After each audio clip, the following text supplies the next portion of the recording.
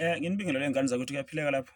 Hawu ngiphilile mina ngane zakwethu Hayi ngithi ngibingelele nje ekuseni. Ngane zakwethu khona nje elinye ivesi engifuna ukulisherela lona lapha. La ngisherela mhlawumbe umuntu ongakakholwa. Uyabona umuntu nje mhlawumbe ongakakholwa ongakasindisi ukuthi mawusibona singabazalwane hlezi happy. Uyabona? Usibona hlezi sijabule uma ngale uthi hayibo laba abanye babo bayahlupheka kodwa futhi ba-happy kodwa futhi bajabule yabona.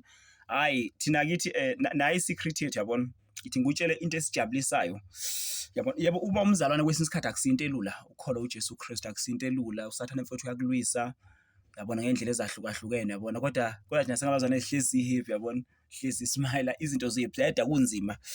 Kunento eyi-one esijabulisayo yabona. Okay, ngicela nje ukufunda la elinye ivesi la ngiyenzela ukuthi nawe mhlampe umuntu ongakakholwa ukuthi uhalele ukukholwa uJesu Kristu yabona, ukuthi njengoba usibona hlezi happy sibahle yabona, simoyizela sijatshuliswa yini. Okay, la kumaHubo chapter 19 verse 18, incwadi yamaHubo le nje into esithokozisayo singabazalwane njengoba usibona sihlezi happy. Well, kuningi okusithokozisayo but into nje enye ephinde isithokozise nansi yabona, amaHubo chapter 19 verse 8 yabona. Ngisho kahle vele amaHubo chapter 19 verse 8 athi imiyalo kaJehova ilungile ijabulisa inhliziyo.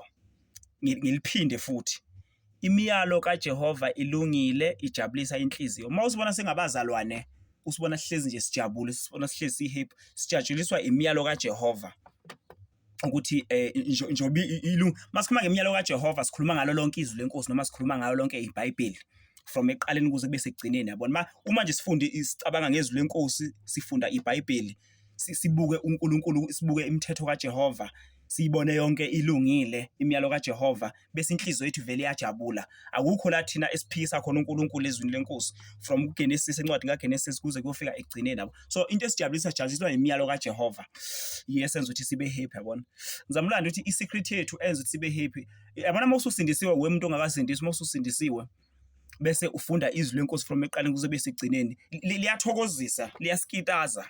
Uyabona, ingakho nje hlezi sijabula. Asijatshuliswa okay, yebo imali siyayidinga semhlabeni but asijatshuliswa thina imali, mhlawumbe ukuba nezimoto ezinhle, mhlawumbe ukuba nezindlu ezinhle, ukuba nani. Sijatshuliswa nje imiyalo kaJehova masicabanga ngezwi lenkosi from eqaleni kuze bese ekugcineni, sicabange sibuke ukulunga kwemithetho kaJehova njengoba lisho leli zwi ukuthi imiyalo kaJehova ilungile. Sijatshuliswa nje ukulunga kwemiyalo kaJehova.